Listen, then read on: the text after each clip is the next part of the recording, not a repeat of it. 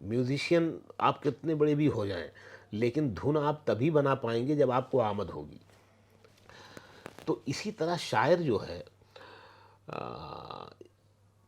पैदा होता है, ये बनता नहीं है। सबसे पहले तो ये जान लें। ये एक बड़ा महत्वपूर्ण बात आपने कही हाँ, आज का जो बड़ी उम्र का इश्क होता है वो एक कुछ अलग होता है, लेकिन वो जो छोटी उम्र का इश्क होता है वो बिल्कुल साफ सुथरा और पाक और रूहानी होता है।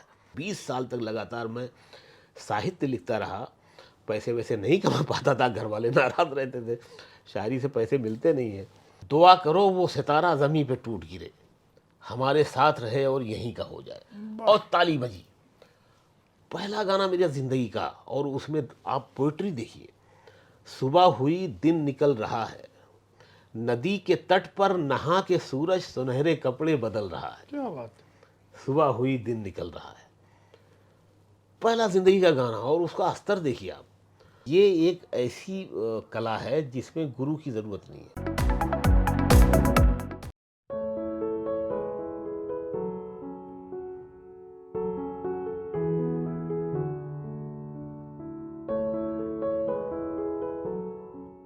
तेरी जमी मोहब्बत के बीज बो न सकूं, तू मिल भी जाए तो शायद मैं तेरा हो न सकूं। तू अपना गम भी मुझे दे कि रात धुल जाए, मैं अपने दर्द से मुमकिन है इतना रो न सकूं। मैं जयप्रकाश पांडे हूँ। जिस गज़ल नज़्म को मैं आपको सुनाया वह शकील आज़मी साहब की है। यह कार्यक्रम है बातें मुलाकातें। साहित्य तक स्टूडियो में आज शकील आज़मी साहब मेरे साथ मौजूद हैं।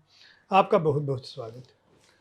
बहुत शुक्रिया। जैसा कि आप जानते हैं, यह कार्यक्रम आपके किसी प्रिय रचनाकार के जीवन कर्म पर है।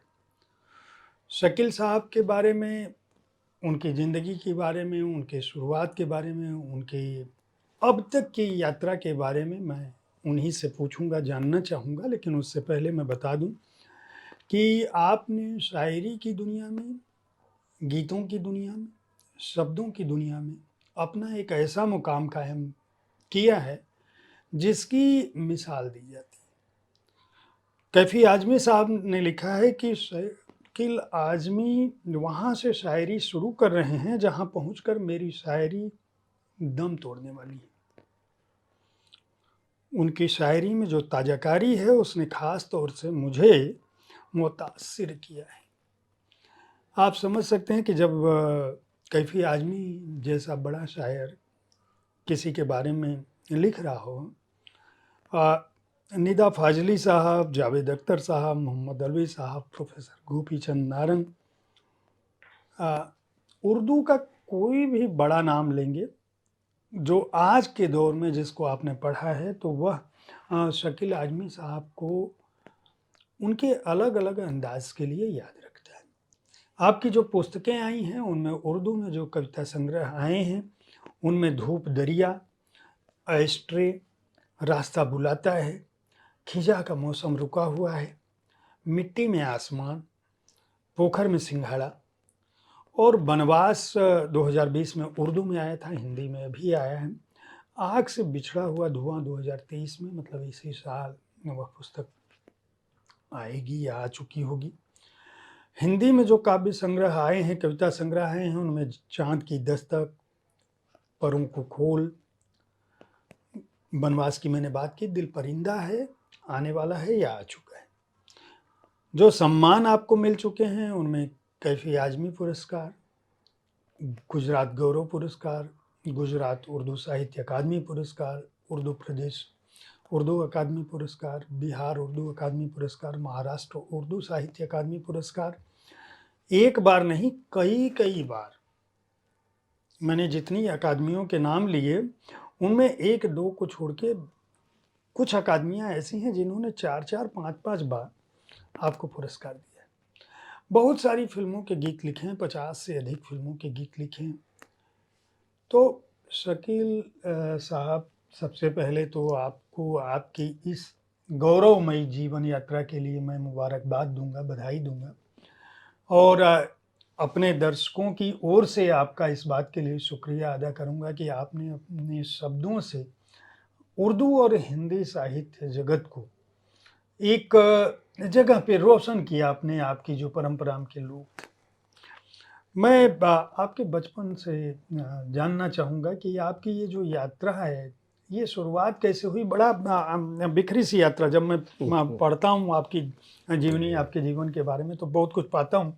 लेकिन मैं चाहूँगा कि आप अपने शब्दों में अ, अपने जन्म से शुरू करें और फिर हम लोग धीरे-धीरे यहाँ तक पहुँचेंगे। ठीक है। पहले तो शुक्रिया जयप्रकाश जी आपका और साहित्य तक का, इस मंच का, कि आप लोगों ने मुझे ये सम्मान दिया कि हम साथ में बातचीत कर रहे हैं। देखिए ऐसा है कि पहले तो ये समझना ज़रूरी है, जानना ज़रूरी है कि शायर जो होता है, अल्लामा इकबाल एक शायर थे, बड़े शायर थे।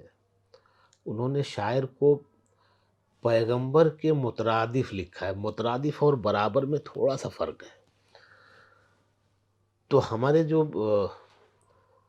देवी देवता हैं या पैगंबर हैं या दूत हैं या सूफ़ी संत हैं, आप उनकी ज़िंदगियाँ देखेंगे तो वो बहुत रहस्य से भरी हुई हैं और बहुत संघर्ष से भरी हुई हैं, क्योंकि वो सब कोई ना कोई संदेश लेके आए थे और पहले से जो परंपरा चल रही होती है उसके सामने कोई नई परंपरा आए, कोई नया संदेश आए, उसको जल्दी कबूल नहीं करते और फिर उसके पीछे उसको सताया जाता है।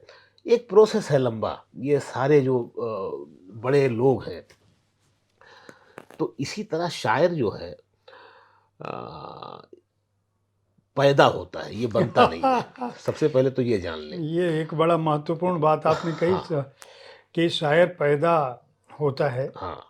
शायरी मतलब आप सिखा नहीं सकते, मतलब आप किसी को म्यूज़िशियन बना सकते हैं।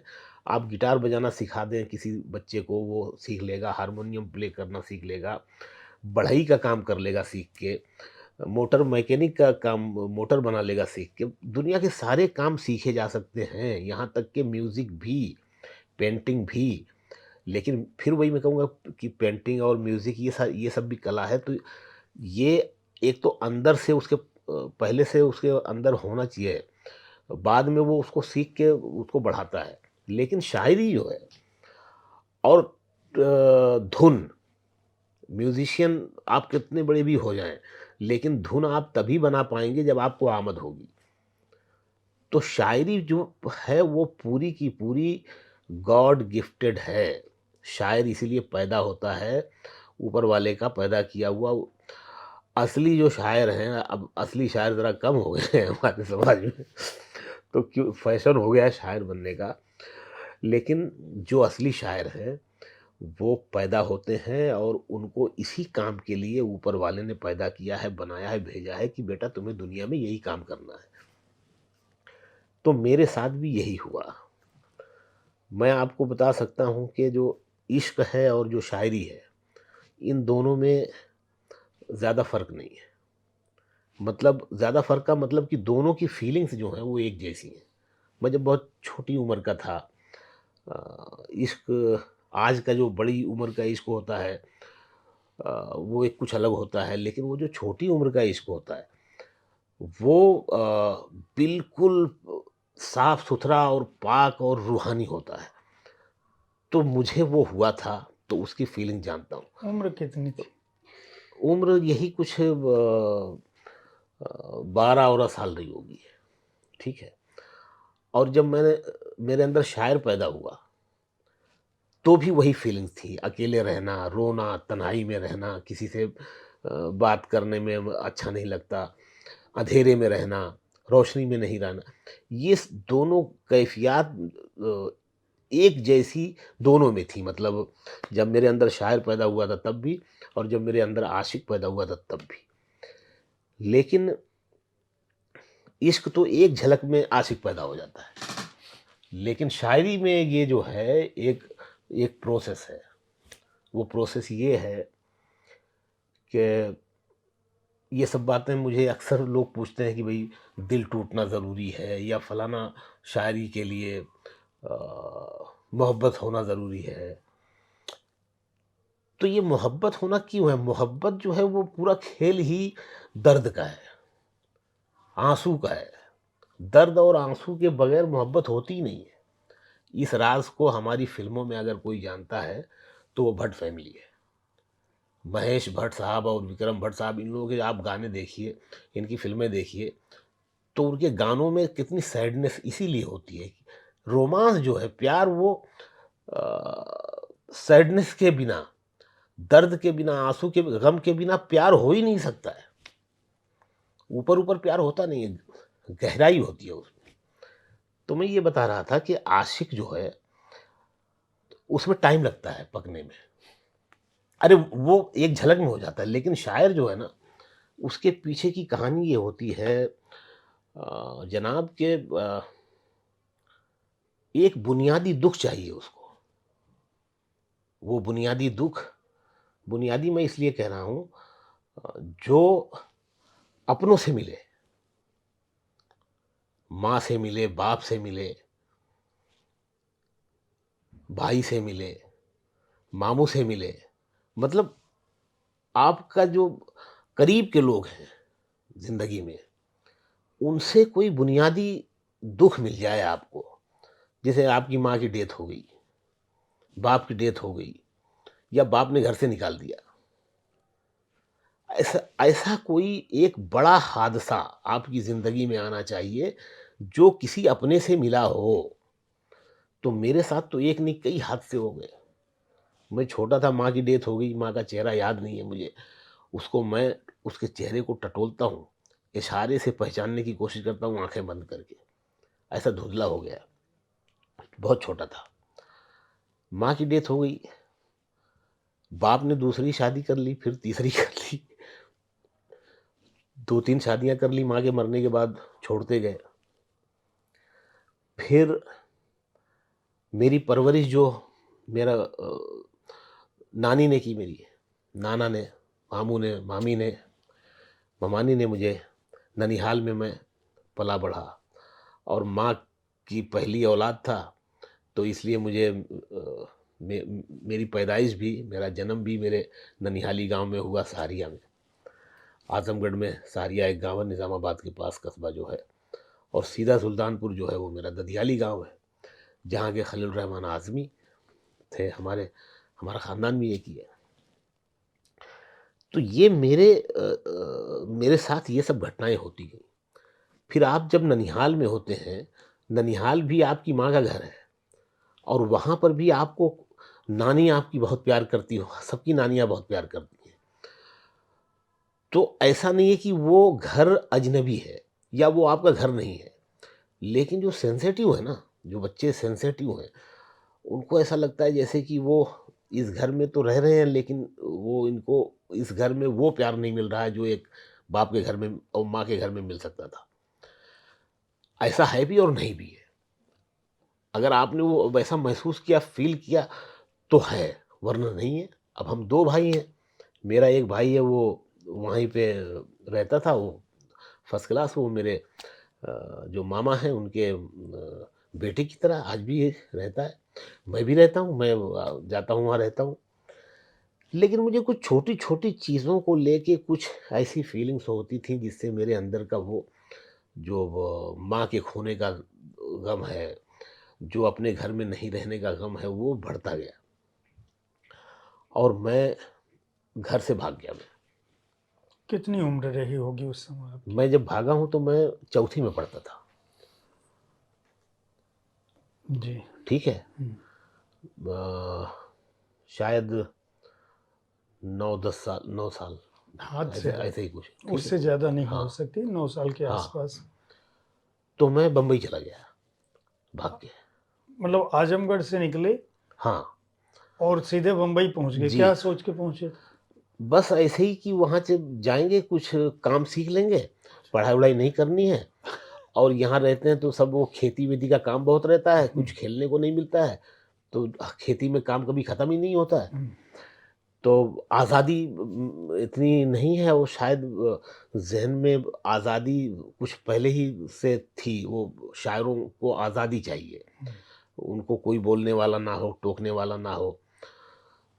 तो मैं भाग गया। तब तक मैं शायर नहीं था। अब मैं वहाँ गया बम्बई में तो मेरे खालू मेरे मौसा रहते थे वहाँ पर और मेरी नानी के भतीजे रहते थे। तो वहाँ जाने के बाद मुझे कोई परेशानी नहीं हुई। वहाँ पर रह गया मैं। 1 साल या 1 साल से कुछ कम वहाँ रह के फिर आया गाँव। फिर स्कूल में नाम लिखा गया। वो जो 4 में थे बच्चे जो मेरे साथी वो मुझसे आगे हो गए, 1 साल मैं पीछे हो गया। क्योंकि मैंने पढ़ाई नहीं की तो 4 में फिर मेरा नाम लिखा गया। फिर मैं 4 पास किया, 5 पास किया, 6 में गया। 6 में वो बीच का जो 6 महीने वाला इम्तिहान होता है शशमाही के जिसको कहते हैं एग्ज़ाम, वो होने वाला था, फिर भाग गया मैं। फिर भाग गया, उसके बाद मैं स्कूल गया नहीं। ठीक है? तो इ अच्छा उसके बाद फिर बम्बई से मैं घर आया आज़मगढ़, फिर मैं बड़ौदा गया, 2 साल वहाँ रहा, फिर भरूच आया, 2 साल वहाँ रहा। इन दोनों जगहों पे क्या कर रहे थे आप? जब उस ज़माने में भाग जा रहे थे आप, हाँ, पढ़ाई भी छोड़ दी थी।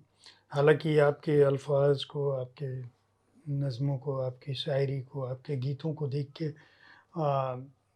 अगर आप स्कूली शिक्षा-दीक्षा के बारे में ये बता रहे हैं, तो बड़ा ही आश्चर्य होता है क्योंकि हम संत साहित्य में तो देखते हैं हुँ, कि ऐसी परंपरा है, सूर, कबीर, तुलसी। हुँ, उनके बारे में कह सकते हैं कि वो लोग इस विद्यालयी शिक्षा को नहीं लिए थे उस रूप में। हुँ।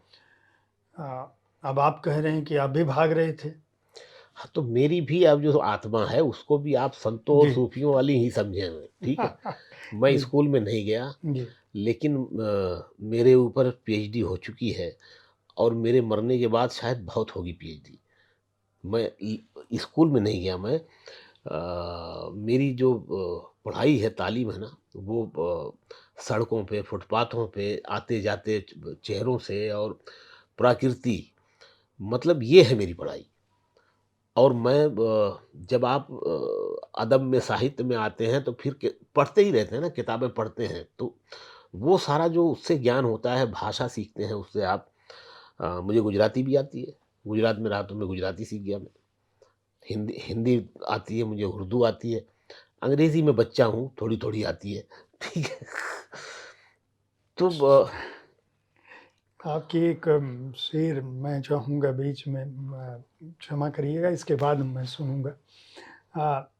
एक शेर है आपका, कमाल देखो दुआओं से गुल खिलाने का, हुँ, ख़याल छोड़ो फ़कीरों को आज़माने। क्या बात है! आप तो कहीं से भी सुना दे रहे हैं। नहीं, आप कहीं से भी लिख सकते हैं, आपने इतना अच्छा लिखा है कि मैं कहीं से भी जी, अ, ये जो ये जो फ़कीरों वाली जो बात है, ख़याल छोड़ो फ़कीरों से आज़माने का, आप जो बार-बार भाग जा रहे थे घर छोड़ के, अ, किस उम्मीद पे जा रहे थे? कौन सहारा दे रहा था उस समय में? तो आप बच्चे भी थे, शायर भी नहीं बने थे। हुँ। तो क्या सोच रहे थे? क्या मतलब आपके दिमाग में क्या था? किस चीज़ की तलाश में भाग रहे थे? अब वो तलाश भी नहीं थी। हुँ, यही तो है कि मतलब मंज़िल भी नहीं थी, टारगेट भी नहीं था। वो जी। बच्चे का क्या टारगेट हो सकता है, क्या मंज़िल हो सकती है? बस वो फरार, बस भाग रहा है। और अब मुझे ये पता चला है इस उम्र में आके, मैंने कहीं अभी लिखा भी है, जो मेरी किताब रेख्ता से आ रही है, दिल परिंदा है, उसमें मैंने 2 पेज लिखा है, तो उसमें ये मैंने लिखा है, 2 पेज का आर्टिकल है कि अ, हर रास्ते में मंज़िल नहीं होती, हर रास्ते में मंज़िल नहीं होती। मंज़िल नहीं होती और हर मंज़िल का रास्ता भी नहीं होता। क्या बात है! लेकिन ये जो सफ़र है ना, इसकी अपनी अहमियत है, क्योंकि ज़िंदगी जो है, वो ठहराव में नहीं है, वो भटकाव में है। सीधे तो सब चलते हैं, सीधा चलना तो कोई कमाल नहीं है, सारा कमाल भटकने में है। हम जो सीखते हैं, हम जो यहाँ से अलग तरह की जो यात्रा करते हैं, वो भटकने से करते हैं। तो ये जो मैं भटका हूँ ना, ये मेरा, मैंने बताया ना कि वो एक शायर होने का एक प्रोसेस होता है। ये जो बताया मैंने आपको कि एक प्रोसेस होता है शायर होने का, तो ये सारा कुछ प्रोसेस था। मैं सच बता रहा हूँ, मुझे ऊपर वाले पर से ज़रा भी शिकायत नहीं है, कभी नहीं होगी, कि उसने मुझे इश्क में क्यों नाकाम किया। वो जो पहला वाला जो 12 साल का जो मैं बता रहा ये हूँ, 12 साल वाला हुआ कहाँ था? उस समय थे गाँव में कहाँ आप? गाँव में गाँव में। तो आप तो बीच-बीच में भाग जा रहे थे, तो मतलब फिर दोबारा इश्क के चलते भागे क्या? नहीं, नहीं, इश्क के चलते नहीं भागा था, आज़ादी के लिए भागा था इश्क छोड़ के? मैं। इश्क मिला ही नहीं था, तो एक तरफ़ा हो गया। एकतरफ़ा ही था वो, एकतरफ़ा ही समझिए आप। तो उसमें ये जो महरूमी है ना, महरूमी, महरूमी उसको कहते हैं कि किसी चीज़ को चाहना और वो ना मिले। आप देख रहे हैं सामने है, वो चाँद सामने है, लेकिन वो आपको मिल नहीं रहा है। वो जिससे आप प्यार कर रहे हैं वो सामने है, चलता चलता फिरता, जिंदा जावेद जागता, और वो जो है आपको नहीं मिल रहा है। उसके घर वाले वो आपको नहीं देना चाह रहे, या वो खुद आपको नहीं मिलना चाह रहा है। आप क्या कर सकते हैं उस पर? आप अ, हक नहीं है, जबकि होना चाहिए कि आपसे ज़्यादा उससे कोई मोहब्बत करने वाला नहीं है, तो आपका अधिकार है कि आपको मिले वो, लेकिन नहीं मिलता है। और एक बात ये भी है कि इश्क अगर नाकाम ना हो ना, तो वो इश्क ही नहीं है। आपकी बात पे एक नहीं, नहीं, हुँ, और इश्क जो नाकाम होता है ना, हुँ। नाकाम इश्क ही आदमी को कामयाब बनाता है। ये भी एक बड़ा रहस्य है। फ़लसफ़ा है। हाँ, बिल्कुल, बड़ा फ़लसफ़ा है ये। तो ये ज़रूरी था मेरे लिए। ऊपर वाला मुझे शायर पैदा करके और मुझे दूर तक ले जाने, मैं ये नहीं कहूँगा कि मुझे बड़ा शायर बनाना चाहता था, वो तो दुनिया कहेगी कि मैं क्या कर पाया हूँ। लेकिन हाँ, मैं ये कहूँगा कि मुझे दूर तक ले जाने में अगर ये सब नहीं होता, तो मैं यहाँ तक नहीं पहुँचता। तो हम लोग अभी 12 साल की उम्र तक पहुँचे हैं। आगे और घटनाएँ हैं। हाँ, हाँ। तो मैं दरअसल इश्क वाली आपकी बात पर मुझे याद आया कि एक उड़िया के बहुत बड़े लेखक हैं रमाकांत रथ। हुँ, रमाकांत रथ की एक कृति है श्री राधा, जिस पर उनको साहित्य अकादमी और दूसरे पुरस्कार भी मिले थे। तो वो रमाकांत रथ जी सिविल सर्वेंट थे, उड़िया लैंग्वेज को लेके पहली बार आईएएस बनने वाले, हुँ, और 50s के दौर में वो सिविल सर्वेंट बन गए थे। तो उन्होंने श्री राधा क्यों लिखी, इस पर जब एक बार हमारी उनकी बात हो रही थी, तो उन्होंने मुझे कहा कि वो बांग्लादेश गए थे सरकारी यात्रा पर, समुद्र के किनारे थे और अचानक उनके दिमाग में आया कि अगर मैं यहाँ मर जाऊँ तो मुझे कौन याद रखेगा। और फिर उन्होंने सोचना शुरू किया कि क्या ऐसी चीज़ हो सकती है जो मुझे ज़िंदा रखे हमेशा। तो उनको लगा कि शब्द एक ऐसी दुनिया है जो हमें ज़िंदा रख सकती है हमेशा। तो उन्होंने कहा कि शब्दों में क्या लिखा जाए? तो हुँ, उन्होंने कहा कि इश्क एक ऐसी चीज़ है जो कभी ख़त्म नहीं होगी। उनको उनके दिमाग में आया कि इश्क क्या हो? ये पूरी एक रात की बात है जो मुझे बता रहे थे। हुँ। तो बोले हाँ, कि ये भी आमद है, ये उतर रहा है। हाँ, जी, हाँ, हाँ। तो बोले कि मैं सोचने लगा कि इश्क किसका? तो बोले कि मुझे लगा कि दुनिया में सबसे अमर प्रेम कथा अगर किसी की हो सकती है तो कृष्ण और राधा की हो सकती है। हुँ, इसकी वजह उन्होंने क्या बताई कि कृष्ण और राधा दुनिया की इकलौती ऐसी प्रेम कथा है जिसमें दोनों को ये पता है कि हम एक दूसरे से नहीं मिल पाए। हुँ, ये हमारा हमारा नहीं हो सकता, मैं हुँ, इसकी नहीं हो हुँ, सकती, हुँ, लेकिन फिर भी दोनों इश्क में। हुँ। तो बोले मुझे लगा कि इस कथा को लिख दिया जाए और उसके बाद श्री राधा लिखी गई। जी हाँ, जी हाँ। वो एक कालजयी कृति है। उड़िया भाषा में उनको दुनिया के तमाम पुरस्कार हुँ, मिले रमाकांत जी रथ जी को। तो उनकी ये बात, आपकी बात से मुझे याद आ गई कि आ, इश्क, शायरी और ऊपर वाले की आमद। आपकी शायरी को, आपकी जो आप जहाँ पहुँचे हैं, जब हम लोग साहित्य तक स्टूडियो में बात कर रहे हैं, आप इतना कुछ कर चुके हैं कि आपको शब्दों की दुनिया में वो स्थान वो प्राप्त हो चुका है। लेकिन ये जो भाग रहे थे, मैं ये जानना चाहूँगा कि भाषा पर आपकी ये जो पकड़ है, उर्दू पे, हिंदी पे, भावनाएँ तो उतर सकती हैं। हुँ। अक्षर ज्ञान कहाँ से मिलेगा, शब्द कहाँ से मिलेगा, वो बात कहाँ से मिलेगी, इसको आपने कैसे हाँ, सीखा? और कहीं-कहीं आप मुझे तो गोरकी की तरह से मैं ब क्या कहूँ, मैं जब आपसे बात कर रहा हूँ तो मुझे ऐसे ही उद्धरण याद आएँगे।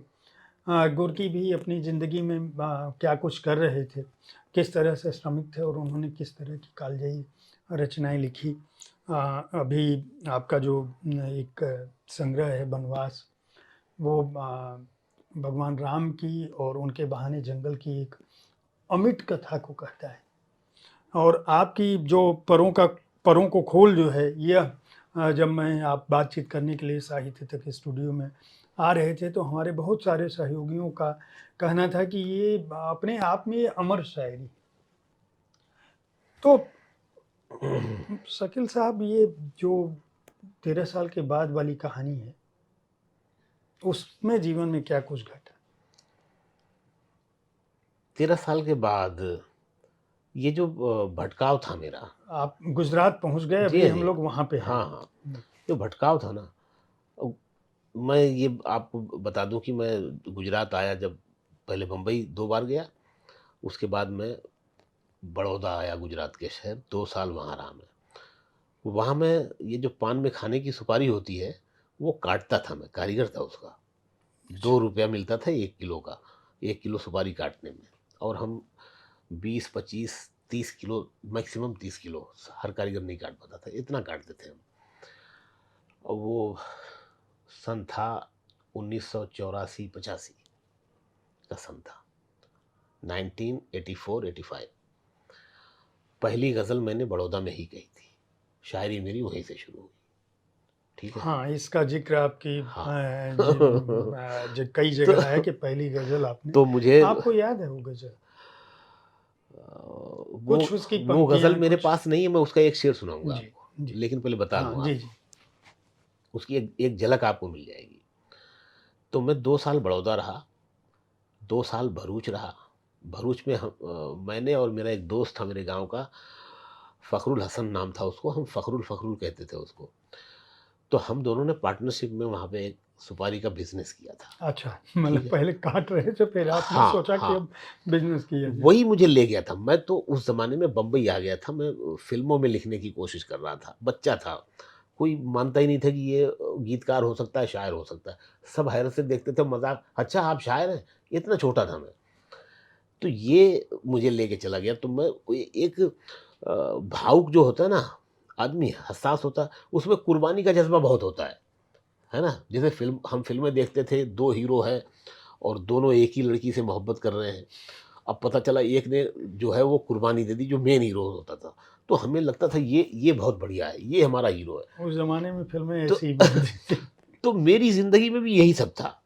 अब उसने कहा यार मैं वहाँ पे मुझे धंधा करना है भरूच में, और मैंने वो रूम ले लिया है, फलाना कर लिया है, और जो मेरा पार्टनर होना था, बनना था, वो नहीं जा रहा है। उसने गाँव में दुकान खोल ली है, आज़मगढ़ में, वही निज़ामाबाद, जहाँ के हरिऔध साहब थे और मजरू साहब भी वहीं पैदा हुए थे। हालाँकि वो सुल्तानपुर के हैं, उनके आबा व अजदाद, लेकिन पैदा वहीं हुए थे निज़ामाबाद में। तो मैंने कहा यार मैं तो यहाँ फ़िल्मों में लिखने के लिए आया हूँ, कोशिश कर रहा हूँ, और तू मुझे वहाँ। सुपारी का तो धंधा करा हाँ, रहा है। तो बिज़नेस वग़ैरह मेरे मिज़ाज में कभी था नहीं। अब वो टारगेट कुछ नहीं था, तो जो वक़्त पर जो मिल गया कर लिया काम, ऐसा था। तो मैं इसके साथ आ गया भई भरूच, और वहाँ हमने 1986 और 87 2 साल वहाँ रहा मैं, बिज़नेस किया और बड़ी मेहनत की और कारोबार बढ़ा भी। लेकिन फिर किसी मोड़ पे आके हमारी नहीं जमी, अलग हो गए हम, तो वो वहीं रह गया, मैं सूरत आ गया। बड़ौदे से शुरू होके फिर बम्बई की तरफ बढ़ रहा हूँ। हाँ, बम्बई से शुरू हुआ था, बड़ौदा आया, अब बड़ौदा से आप जब बम्बई के लिए चलेंगे तो पहले भरूच आएगा, फिर सूरत आएगा और फिर बम्बई आता है। तो मैं बड़ौदे से भरूच आया, भरूच से सूरत आया। सूरत में मैं रहा तकरीबन 11-12 साल, तो सब मिला के मेरा 15-16 साल, अ, 14 साल मैं गुजरात में रहा, तो गुजरात से भी मुझे बड़ा प्यार है। और गुजरात गुजरात का जो कल्चर है, जो भाषा है, जो टोन है, वो सब मेरे बहुत नज़दीक है, क्योंकि मैं वो लड़कपन का मेरा टाइम था। तो लड़कपन में आप बचपन में जहाँ रहते हैं वहाँ से प्यार हो जाता है आपको। तो यूपी, आजमगढ़ और फिर ये गुजरात, ये दोनों मेरे, मैं अपने आप को आधा गुजराती कहता था, अर्धो गुजराती छू। तो जब मुझे ये सम्मान मिला, ये अवार्ड मिला मुझे, गुजरात गौरव, जी। ये वहाँ का सबसे बड़ा अवार्ड है, गुजरात गवर्नमेंट का हम्म, साहित्य का सबसे बड़ा अवार्ड है, ये मुख्यमंत्री के हाथ से मिलता है। तो ये जब मुझे मिला तो मैंने वहाँ पर ये बोला था कि मैं अपने आप को आधा गुजराती समझता था, लेकिन आप लोगों ने मुझे गुजरात गौरव सम्मान देके पूरा गुजराती बना पूरा दिया। बना। ये मैं, हाँ, ये मैंने कहा था जब अवार्ड लेते हुए। तो मेरी शायरी बड़ौदा में शुरू हुई, सूरत में रहा, कोई जानता नहीं था कि मैं शायर हूँ। सूरत में जब भरूच में रहा तो सूरत में आया तो कुछ सालों के बाद कुछ वहाँ के पुराने शायरों को पता चला कि ये लड़का भी शेर कहता है। फिर वो धीरे-धीरे वो जिसको अदबी नशिस्त कहते हैं, क कवि गोष्ठी जिसको कहते हैं हिंदी में, तो उसमें धीरे-धीरे जाने लगा मैं। तो सूरत के शायरों को पता चल गया कि भई ये कोई नया लड़का आया है जो आज़मगढ़ का है और यहाँ रहता है और ये शायर है। तो धीरे-धीरे कवि गोष्ठियों में, नशिस्तों में और छोटे-छोटे मुशायरों में जाना शुरू हुए। 94 में 1994 में गुजरात उर्दू अकेडमी ने सूरत में बहुत बड़ा मुशायरा किया था, जिसमें जावेद अख्तर साहब भी थे। उनकी फ़िल्म के वो गाने चल रहे थे, संदेशे आते हैं और फलाना। ख़ैर जावेद साहब तो हर साल में हिट रहे हैं, लेकिन वो बॉर्डर का जो ज़माना था वो, मतलब उसके गाने और उसके जो प्रोमो आ रहे थे टीवी पे, वो हंगामा मचा हुआ था। लेकिन जावेद साहब बम्बई से आए थे सूरत, निदा फ़ाज़ली थे उसमें, मोहम्मद अलवी थे उसमें, और बहुत बड़े आलोचक हमारे उर्दू साहित्य के प्रोफ़ेसर वारिस अलवी थे उसमें। उन्हीं उन्हीं की सदारत में ये हुआ था, मुशायरा। ये मुशायरा हुआ था। जी। तो वो मेरी ज़िंदगी का पहला इतना बड़ा मुशायरा था। उसी मुशायरे में मेरी दोस्ती निदा फ़ाज़ली साहब से हुई, जावेद अख्तर साहब से परिचय हुआ, मोहम्मद अलवी से पहली बार मैं मिला उसी उसी मुशायरे में। वारिस अलवी साहब से मिल चुका था मैं, और भी कई शायर उसमें, शीन काफ निज़ाम साहब थे उसमें, है ना? तो वो एक बड़ा मंच मेरी ज़िंदगी में पहली बार मुझे मिला था। वहाँ आपने सुनाया क्या था, याद है आपको? हाँ, मुझे कुछ याद भी है। कुछ सुना दें। पहले तो वो सुन लीजिए, पहली गज़ल का एक शेर जो आज हाँ, भी मुझे जी, याद है। जी, जी। वो गज़ल अब मेरे कागज़ पर नहीं है, मेरी डायरी में, जी। लेकिन उसका एक शेर याद है मुझे। और वो क्यों हुआ था वो वाक़या भी सुन लीजिए आप। ये जब शायर मेरे अंदर पैदा हुआ, मैं सुपारी काट रहा था, हुँ, काम बड़ौदा में काम कर रहा था मैं कारखाने में। मुझे अचानक से लगा कि यार जैसे मुझे बुखार है, बीमार हो गया हूँ, कुछ करने का मन नहीं हो रहा है। ऐसे ही इश्क में भी ऐसे ही होता है। तो मैं काम अपना छोड़ा मैंने और चला गया रूम पे। और रूम पे 3-4 लड़के मिल के रहते थे। तो उस वक़्त मैं रूम पे अकेला था और मेरी बचपन से आदत रही है, वो गर्मी में भी मैं चादर यहाँ तक खींच लेता हूँ। तो यहाँ तक चादर खींचा और पड़ा हूँ। जाने क्या सूझी, वो रेडियो बाजू में था, मैंने रेडियो ऐसे ऑन कर दिया और वो जिस स्टेशन पर काँटा था उसका रेडियो का, उसी स्टेशन पर एक गज़ल उस पे बजने लगी। दो जवां दिलों का गम दूरियां समझती हैं, क्यों हुआ मैं दीवाना बेड़ियां समझती हैं, जिस्म से उतरती हैं जब हसीन दोशीज़ा, जिस्म की नज़ाकत को सीढ़ियां समझती हैं। अब ये जाने किसकी गज़ल है, मुझे याद नहीं है शायर का नाम। ये गज़ल चल रही है और इसके साथ ही साथ मेरी गज़ल शुरू हो गई, पहली गज़ल मेरी। अंदर शायर पैदा हो गया था वहीं कारखाने में ही, समझ नहीं पाया कि हुआ क्या है। जबकि बुखार नहीं था, बीमार नहीं था और यहाँ आके सो लेट गया और ये गज़ल मेरी शुरू हुई। उसमें एक शेर आप सुन लें, पूरी गज़ल मैंने नहीं है मेरे पास, याद ही नहीं है। याद ही नहीं है और शायद मैंने ज़ाये कर दी। जी, जी। मुझे पता नहीं था कि मैं इतना आगे चला जाऊँगा और वो पहली गज़ल सुनानी पड़ेगी मुझे। तो लेकिन एक शेर याद है, और वो भी मक्ता है जिसमें शायर का नाम आता है तखल्लुस। जी। खून से है क्यों भीगा, जिस्म ये शकील अपना, खून से है क्यों भीगा, जिस्म ये शकील अपना, ज़ख्म क्यों मैं खाया हूँ, पत्थरों को मालूम है। वाह! अब इसमें एक बात और देखने की है, अब ये लफ्ज़ है पूरा मालूम, और हमारे यहाँ यूपी में, पूर्वांचल में, आजमगढ़ में और आपके बनारस में मालूम पूरा नहीं बोलते, हाँ मालूम है। तो वो मेरे ज़हन में वही मालूम है। मालूम का उच्चारण था। मालूम हाँ, नहीं है। उसकी जो साख्त है वो थी। मैंने इसमें क्या बाँधा, मालूम नहीं बाँधा, मालूम है। अगर मालूम पूरा बोलोगे मीटर से निकल बाहर जाएगा। हो जाएगी। उसको मीटर में करने के लिए यूँ कर सकते हो कि पत्थरों को है मालूम, ऐसा करोगे तो पूरा मीटर में आएगा। तो मैंने पहली गज़ल भी मीटर में लिखी थी, क्योंकि मैं बना हुआ नहीं था। ऊपर वाले ने मुझे पैदा किया था कि मुझे शायरी यही करनी है। तो ये पहली गज़ल ये थी और बड़ौदे से शुरू हुआ मामला। भरूच में भी हम मंचों पे नहीं आए, लिखते रहे। जब सूरत में कुछ दिनों के बाद धीरे-धीरे हम आना शुरू हुए और फिर बड़े मैगज़ीन जो उर्दू के साहित्य के जो बड़े मैगज़ीन थे, जैसे शब-खून, और सिर्फ़ यही नहीं, हिंदुस्तान, पाकिस्तान, पूरे वर्ल्ड में जहाँ-जहाँ भी उर्दू के मैगज़ीन बड़े छपते थे साहित्यिक, उन सब में मेरी चीज़ें धीरे-धीरे, धीरे-धीरे सब छपना शुरू हुई। 20 साल तक लगातार मैं साहित्य लिखता रहा। पैसे-वैसे नहीं कमा पाता था, घरवाले नाराज़ रहते थे, शायरी से पैसे मिलते नहीं हैं।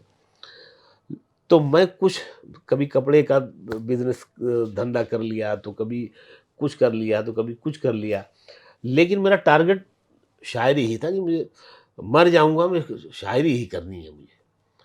तो ये करता रहा, करता रहा, करता रहा, फिर धीरे-धीरे मैं फ़िल्मों में आ गया। नहीं, अभी फ़िल्मों में नहीं पहुँचेंगे, इतना जल्दी नहीं पहुँचेंगे। आप बहुत तेज़ी से भागने के मूड में हैं। पहला जो मुशायरा था आपका 1994, वो थी 1984 में आपने पहली गज़ल और नज़्म लिखी थी। हाँ। गज़ल कहिए जिसका आपने एक शेर सुनाया हमें। 94 में आप पहली बार मंच पे पहुँचे थे अच्छा, उसमें क्या और सुनाया था आप ये कह रहे हैं? 1971 में 20 अप्रैल को आपकी पैदाइश हुई। हाँ, हाँ, हाँ। तो ये जो यात्रा आपकी 71 से 84 तक की थी, जिसमें आपका भागना, इश्क, मोहब्बत और बड़ौदा और रास्ते में महाराष्ट्र, बम्बई, फ़िल्म, दुनिया, तमाम चीज़ें मिल हो जी, गई थी। जी। मंच पर चढ़े ऐसा क्या सुनाया था कि निदा फ़ाज़ली साहब से दोस्ती हो गई, जावेद साहब भी पहचान गए, सारे बड़े शायर उस दौर के मोहम्मद अलवी साहब से लेके सब लोग हुँ, आपको पहचान गए। हुँ। वो सुनाया क्या था? वो अगर याद हो तो? इन सब की वजह सिर्फ़ शायरी थी। कलाकार जो है, हर उस कलाकार से मोहब्बत करता है और इज़्ज़त करता है जो अच्छी कला प्रस्तुत करता है। तो मेरी जो शायरी थी वो शुरू से अट्रैक्टिव थी। मतलब जो मेरे सीनियर्स थे उनको उन तक जब पहुँचती थी तो सोचते थे साला इस लड़के में कुछ है, कुछ तो बात है इसमें और इतनी फ्रेशनेस है इसके अंदर। जो कैफ़ी साहब ने जो लिखा कि जो ताज़ा करी फ्रेशनेस, तो ये इसी फ्रेशनेस ने निदा साहब को भी चौंकाया और उनको मेरे करीब हम आए। जावेद साहब को भी और मोहम्मद अलवी साहब को भी, सबको, ये जो मेरे सीनियर थे इनसे जितने से भी दोस्ती हुई तो वो सिर्फ़ मेरी शायरी की वजह से। बाकी मुझे शायरी के सिवा कुछ आता नहीं है, आप ये भी जान लीजिए। मुझे कोई दूसरा काम देंगे मैं ठीक से नहीं कर पाऊँगा। शायरी ही मुझे आती है। तो उस मुशायरे में हुआ ये था कि इतने बड़े-बड़े शायर मंच पर बैठे हुए और उसमें 5-6 शायर शुरू में लोकल थे, सूरत के। अब वो एक शायर आया हूट हो गया, दूसरा आया हूट हो गया, तीसरा आया हूट हो गया। अब लोग घबरा गए।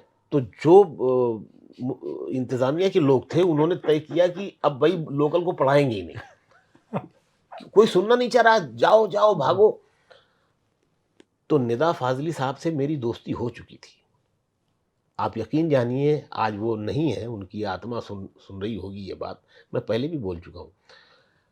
निदा फ़ाज़ली साहब ने कहा कि शकील आज़मी को नहीं पढ़ाओगे तो मैं भी नहीं पढ़ूँगा। क्या बात! और उस वक़्त निदा साहब का तूती बोलता था, मंच के बड़े मशहूर और बड़े कामयाब शायर थे। मशहूर तो ख़ैर वो अदब के, जी, साहित्य के बड़े आदमी हैं, लेकिन मंचों पर भी वो कमाल कर रहे थे। जी। तो उनको माननी पड़ी ये बात। दूसरे जो शायर थे उन्होंने कहा हम नहीं पढ़ेंगे। मेरे लिए एक मसला हो गया कि भई वो निदा साहब ने कह दिया है, तो मुझे बुलाया गया। मैं भी डरा हुआ था कि कौन सुनेगा, मैं भी हुट हो बाकी जाऊंगा। हुट हो चुके हैं अब तो। हाँ, अब साहब मैं आया और मैंने एक गज़ल का मतला सुनाया। वो गज़ल इसमें होगी शायद। उसका मतला था कि अ,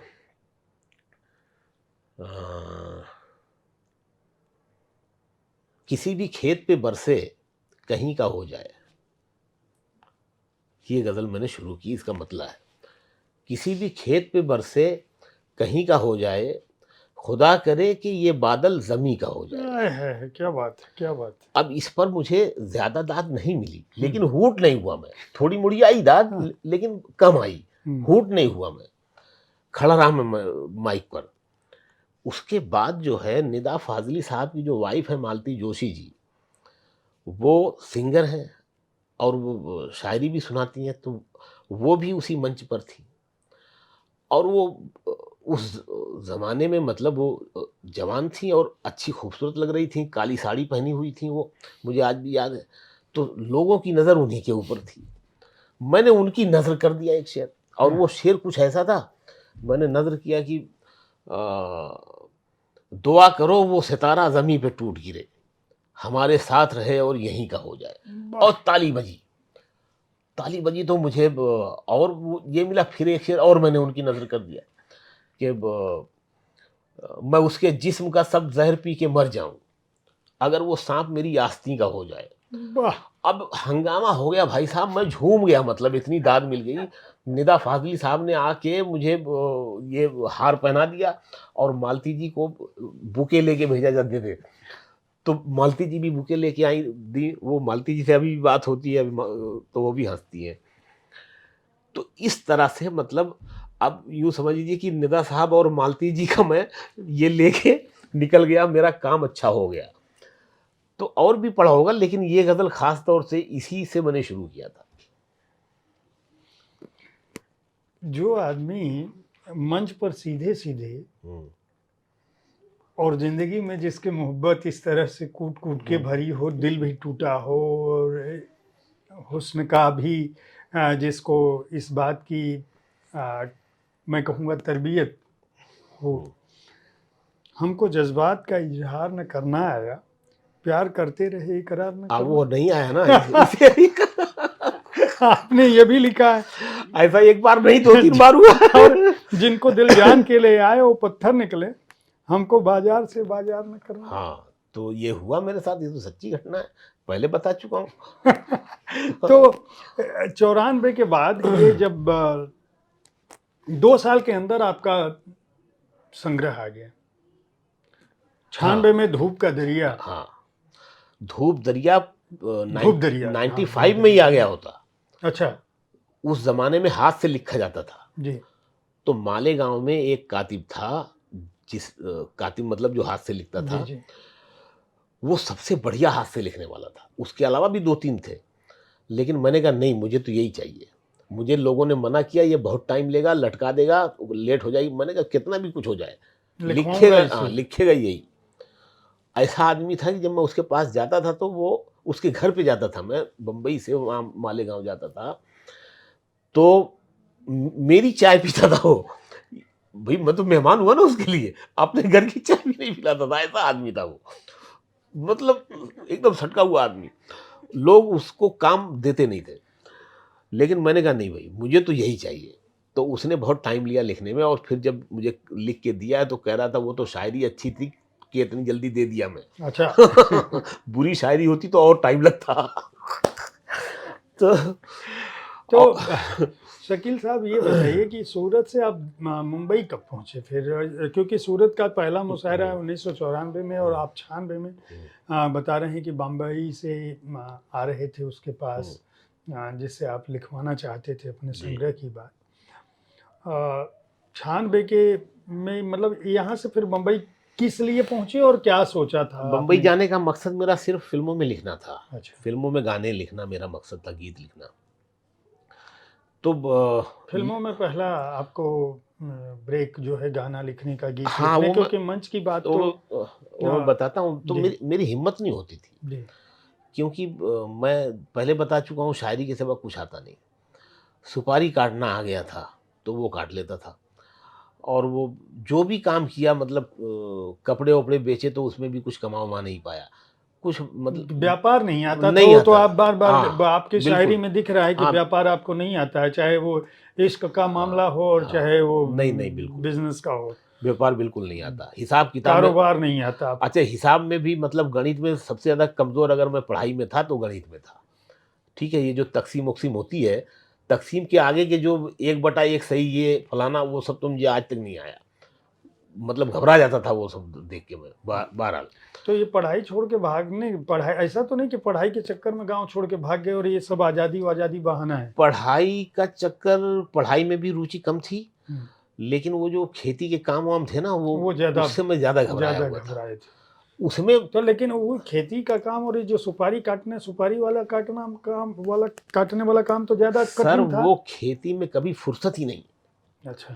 बारिश में भी अगर बैठे हो ना, हम्म। तो पता चला वो खुइया भीग रही है, वो पोरा भीग रहा है, वो लकड़ी भीग रही है, तो वो रईठा भीग रहा है। वो आप समझ रहे होंगे ये हाँ सब हाँ, मैं समझ रहा हूँ, सब समझ शब्दावली। रहा हूँ, हाँ, सारा सब समझ रहा हूँ। तो कभी उसमें आराम नहीं है, कभी फुर्सत नहीं है, हरदम काम। अच्छा, चलिए ठीक है। खेलने को भी ना मिले। ठीक है, ठीक है। सुबह उठे तो वो हमारे 2 बैल होते थे कम से कम, कभी 3 भी होते थे।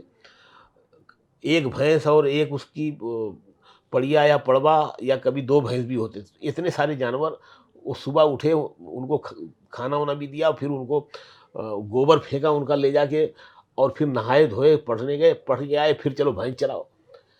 बस घबरा जाए आदमी भाई, बच्चा। चलिए ठीक है, मैं समझ गया, कोई बात नहीं। तो बम्बई जो जब आप पहुँचे, सूरत से बम्बई आप फिल्मों में काम के लिए पहुँचे, तो उस दौरान आप क्या कर रहे थे? क्योंकि आपकी 96 के बाद 2000 में जो संग्रह आया, एस्ट्रे जिसकी बात कर रहे हैं, आपको फिल्मों में पहला ब्रेक कब मिला? कौन सा ऐसा निर्देशक था जिसने पहली बार आपसे गीत लिखवाए, और वो गीत कौन सा था? क्योंकि अभी तो मैं अगर बताऊं तो लगातार आपके गीत थप्पड़ का, तुम बिन का, शादी में जरूर आना का, तू बन जा, गली बनारस की, हुँ, बड़ा मतलब बहुत सारे गीत आपके लोकप्रिय हैं। जी, मैं किस किस किस का नाम लूँ?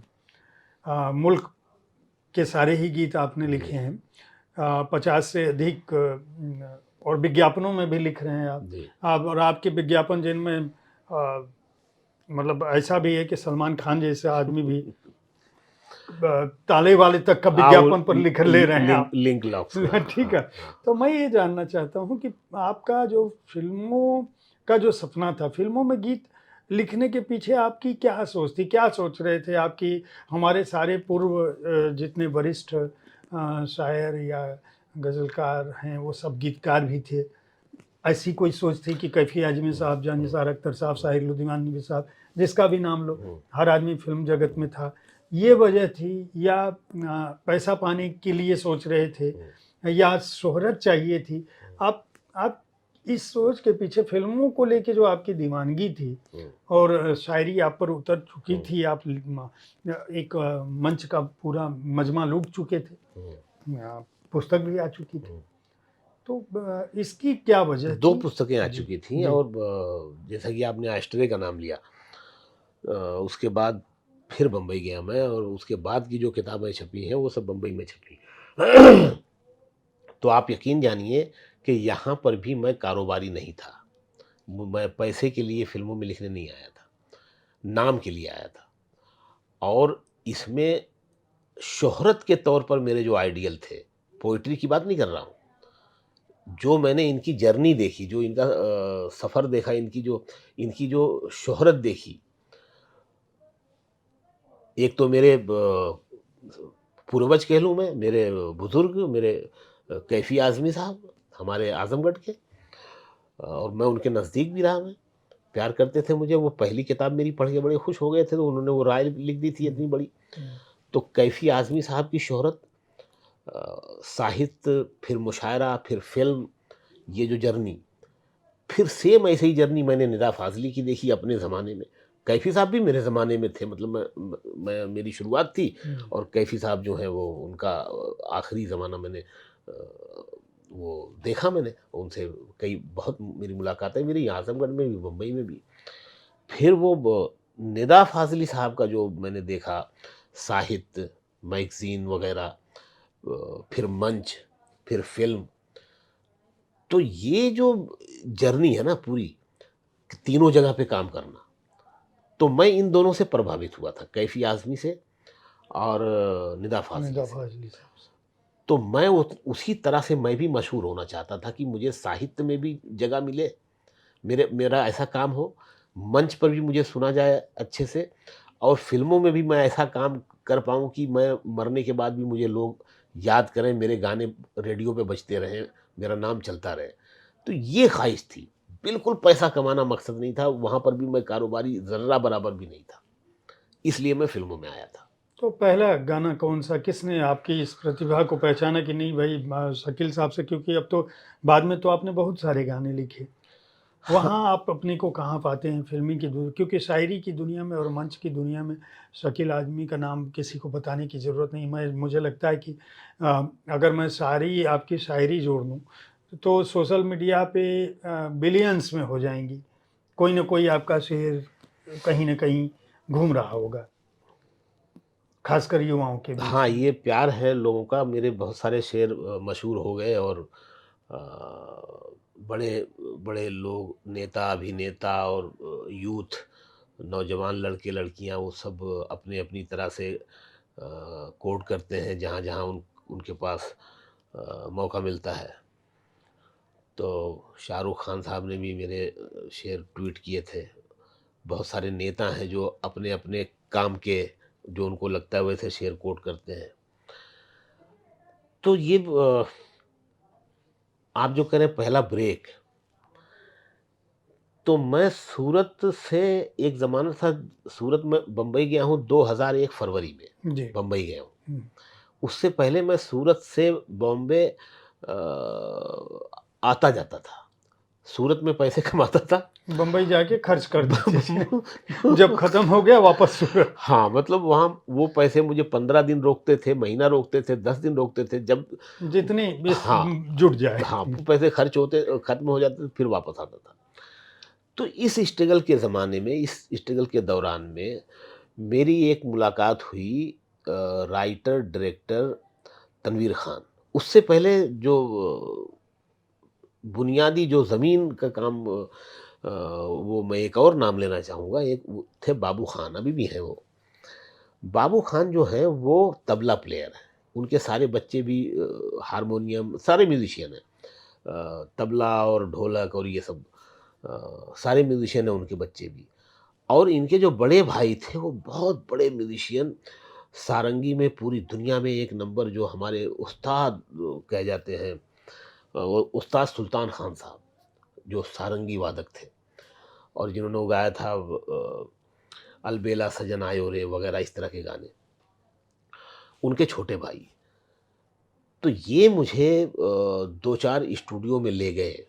उन्हीं की के ज़रिए, उनकी आँखों से मैंने स्टूडियो देखा, कैसे रिकॉर्डिंग होती है, कैसे सिंगर गा रहा है। पहली बार उन्होंने मुझे दिलीप सेन, समीर सेन, जो म्यूज़िक डायरेक्टर उस ज़माने में बहुत टॉप पे थे वो लोग, जी, जी। उनका ज़माना था जब मैं स्ट्रगल करने गया था, तो उन लोगों से मिलवाया मुझे। तो दिलीप सेन, समीर सेन से मिलने के लिए मैं उनके स्टूडियो में, वो सहारा स्टूडियो गोरेगाँव में होता था, तो उनकी रिकॉर्डिंग चल रही थी, फ़िल्म का नाम था ज़ुल्मी, जिसमें अक्षय कुमार और ट्विंकल खन्ना जो है वो मेन लीड में थे। फ़िल्म का नाम था ज़ुल्मी। उसके डायलॉग राइटर जो थे वो थे तनवीर खान साहब। तो मैं वहाँ पर बैठा हुआ था, और वहाँ पर लंच ब्रेक हुआ, तो सब लोग लंच कर रहे थे, मैं बैठा हूँ, मुझे तो कोई लंच को भी नहीं पूछ रहा था। कोई मुझे जानता ही नहीं था। मेरे हाथ में मेरी पहली किताब थी दूध दरिया, और वो मैं दिलीप सेन के लिए ले गया था, उन्होंने कहा था अपनी किताब ले आना। तो मेरे हाथ में तनवीर खान साहब ने किताब देखी। मैं तनवीर खान साहब को भी पहचानता नहीं था, ना तो उनका काम जानता था कि उन्होंने इतनी बड़ी-बड़ी फ़िल्मों के डायलॉग लिखे हैं। जी। उन्होंने वो किताब देखी तो मेरे पास आए, कुर्ता पजामा पहने हुए थे, और पठान आदमी थे, लंबे-चौड़े। उन्होंने मैं देख सकता हूँ ये किताब? मैंने कहा हाँ लीजिए।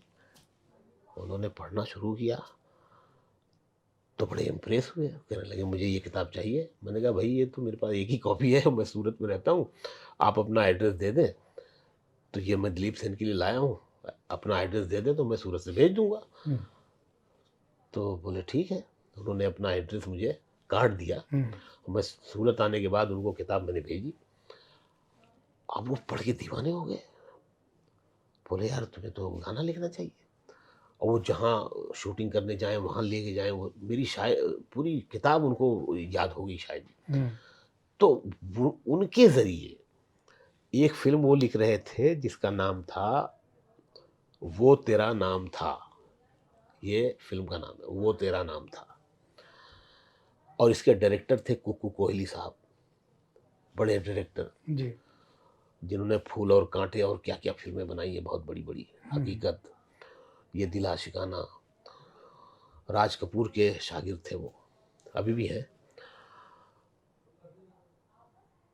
कुक्कू कोहली साहब डायरेक्टर और प्रोड्यूसर इतने बड़े रेमंड के मालिक विजय पथ सिंघानिया साहब प्रोड्यूसर।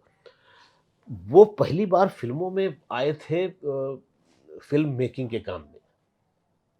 पहली बार मतलब वो पूरा हंगामा हो गया था कि भाई विजय पथ सिंघानिया रेमंड के मालिक जो है वो फ़िल्म बनाने आए हैं, फ़िल्मों में आए हैं। वो उनकी एज़ ए प्रोड्यूसर पहली फ़िल्म थी और मेरी एज़ ए गीतकार पहली फ़िल्म थी। और ये भी देखिए संजोग कि उस एक फ़िल्म के अंदर कतील शिफाई गीतकार, निदा फ़ाज़ली गीतकार। क्या बात, तो ये 2 बड़े लोगों के साथ मैं भी उसमें घुस गए। उनके साथ मैंने शेयर किया वो। तो ये भी मेरे लिए एक बड़ी बात गीत थी। कौन सा था? वो गीत फ़ेमस नहीं है, लेकिन बहुत अच्छा गीत है। मैं चाहूँगा कि आप इस बातचीत के बाद जो है रिलैक्स होने के लिए अभी जो थकान हो रही है या नहीं पता नहीं, तो रिलैक्स होने के लिए वो गाना ज़रूर सुनिएगा। अलका याग्निक जी ने वो गाना गाया था। उसके पीछे की थोड़ी-सी कहानी भी सुन लें अगर जगह हो जी, जी, आपके इसमें। बताएँ, बताएँ। तो वो गाना रिकॉर्ड हुआ और वो उसी गाने से फ़िल्म शुरू होती है। उसमें ये था कि वो अमरीश पुरी जी जो थे वो बड़े सिंगर थे वहाँ के। समद खान बड़े क्लासिकल सिंगर जो उनका कैरेक्टर था वो क्या नाम है भोपाल। जब देश आज़ाद हुआ और 1947 के बाद जब भोपाल को मध्य प्रदेश की राजधानी बना रहे थे, ये उस ज़माने की कहानी थी। पता नहीं सच्ची कहानी थी या काल्पनिक थी मुझे नहीं मालूम। तो वो समद खान की कहानी थी और उन्हीं की जो बेटी है वो हीरोइन होती है और एक और लड़की थी और 2 नए लड़के थे। प्रेम चोपड़ा साहब थे उसमें, यूनुस परवेज़ साहब थे। तो वो एक ऐसा गाना चाहिए था कि सुबह का हो रही है और भोपाल में जो भी वो कांवड़ वाले वो पहले वो बाज़ार में वही चलते थे ना और 2 पल्ले एक इधर आगे एक पीछे और वो मंदिर में भजन वगैरह चल रहा है और आरती चल रही है और मंदिर में अज़ान हो रही है, लोग नमाज़ की तैयारी कर रहे हैं। ये सारा पूरा सुबह का माहौल है और उस पर मैंने गाना लिखा था भाई साहब। वो गाना जब अलका याग्निक जी ने रिकॉर्ड किया है, उन्होंने अपनी माँ को फ़ोन किया, बुलाया कि आके ये गाना सुनिए, आज भी ऐसे गाने लिखे जाते हैं, क्या बात आज भी ऐसे गाने की धुन बनती है। रूप कुमार राठौड़ साहब ने है! उसको गाएँ, म्यूज़िक किया था म्यूज़िक उसका, किया। ठीक है। अलका याग्निक जी ने गाया था। उनकी माँ आईं और दोनों ने सुना, दोनों ने रोईं गाना सुन के। वही गाना रूप कुमार राठौड़ साहब ने लता दीदी को जाके सुनाया। तो लता दीदी कहती हैं, "हैं? तूने ये गाना मुझसे क्यों नहीं गवाया? ये तो मेरा गाना था।" तो इस गाने को ऐसा सम्मान मिला और वो गाने की मैं आपको मुखड़ा सुनाता हूँ आपको। पूरा गाना आप उस पर यूट्यूब पर सुनिए। सुन लें। गाने का नाम है सुबह हुई, उसमें फ़िल्म का नाम लिख दीजिएगा वो तेरा नाम था। सुबह हुई दिन निकल रहा है, पहला गाना मेरी ज़िंदगी का और उसमें आप पोएट्री देखिए। सुबह हुई दिन निकल रहा है, नदी के तट पर नहा के सूरज सुनहरे कपड़े बदल रहा है। क्या बात सुबह हुई दिन निकल रहा है। पहला ज़िंदगी का गाना, और उसका स्तर देखिए आप। तो एक गाना ये था, और एक गाना उसमें अमरीश पुरी साहब की बेटी की शादी हो रही है, तो वो विदाई का एक सॉन्ग है, जिसमें पूरा फ़िल्म का यूनिट पीछे-पीछे चल रहा है, और वो आगे डोली या कार जो भी है जा रही है, वो उसी टाइप का गाना था, वो बाबुल की दुआएँ लेती जा, इस तरह का गाना था। लेकिन ख़ास तौर से ये गाना अलका याग्निक जी वाला, ये आप ज़रूर सुनें। ज़रूर सुनेंगे। ये मेरी पहली फ़िल्म थी। पहला गाना था, 2004 में शायद आई थी, या 2004 में शायद आई थी। जी। तो आपकी जो यात्रा आप जीवन में जो पाना चाहते थे, हुँ। अभी तक की यात्रा जो है आपकी, शकील आज़मी आज़मगढ़ के एक गाँव का सहरिया में पैदा हुआ लड़का, जिसने खेतिहर मज़दूरी कहूँगा मैं, पिताजी माँ जी नहीं थे तो ननिहाल में जाके जिसने खेत में एक तरह से अ, उस तरह की मजबूरी किया जिसके चलते उसको घर से भागना पड़ रहा था बार-बार। और जो सुपारी काट के जिसने अपनी यात्रा शुरू की, उसको गुजरात गौरव पुरस्कार 2012, अगर आप कह रहे हैं तो मुझे लगता है कि वहाँ मुख्यमंत्री के रूप में जो अभी आज भारत की मैडम थी प्रधान वो। मैडम थी, हाँ, हाँ। वो थी।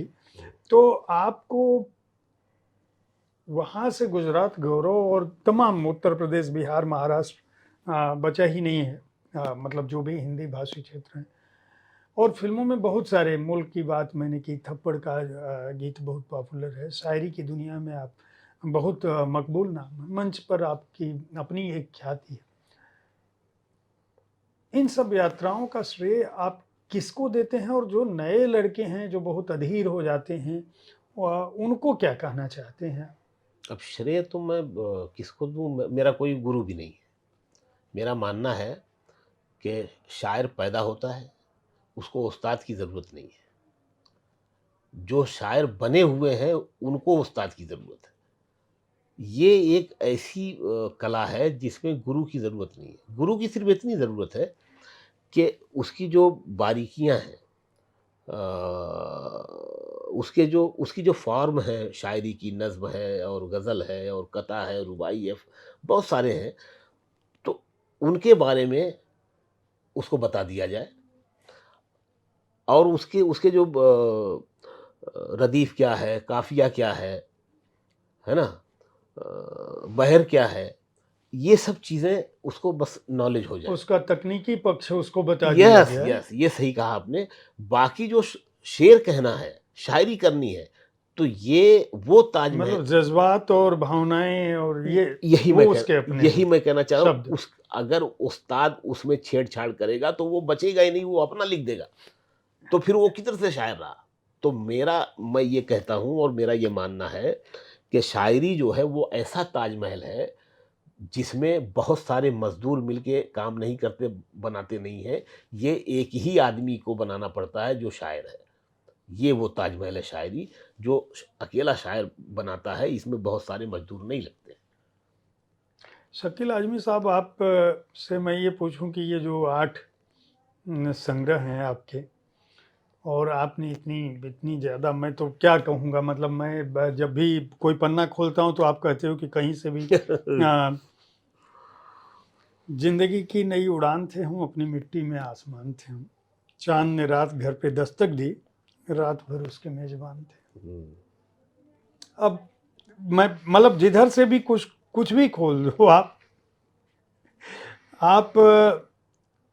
बहुत फैला हूँ, घटना चाहता हूँ, मैं बिखरा हूँ, सिमटना चाहता हूँ, खड़ा हूँ पेड़ बनकर रास्ते में, मुझे काटो तो मैं कटना चाहता हूँ।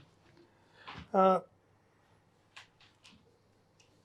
जो आप चाहते हैं, जो भी आपकी इच्छा थी, मैं कहूँगा कि अ, संतत्व, फ़कीरी, एक बेफ़क्री, आपने पहले ही कहा कि शायर पैदा होते हैं। जो कुछ सर्जना चाहते थे आप, या जहाँ पहुँचना चाहते थे, अब तक की अपनी ज़िंदगी से आप कितने संतुष्ट संतुष्ट होता तो ये वनवास ना लिखता मैं। हैं? हाँ, क्या होता है कि शायर जो है ना, असली शायर, वो पहले वो घटनाएँ लिखता है जिनको वो भोग चुका है। मतलब अपनी आप बीती। अपनी शायरी में लिखता है, असली शायर। उसके बाद वो लिखते लिखते फिर उसको जो तजर्बे दुनिया के होते हैं वो लिखता है, अपनी ज़िंदगी लिख दी, फिर वो दुनिया के तजर्बे और मुशाहिदे जो उसने देखा और जो उसने फ़ील किया, वो सब लिखता है। फिर एक टाइम आता है उसका जो चरम है, जो उसका एकदम जो लास्ट, वो ये है कि उसके अंदर जो है सूफ़ी और संत की आत्मा आ जाती है।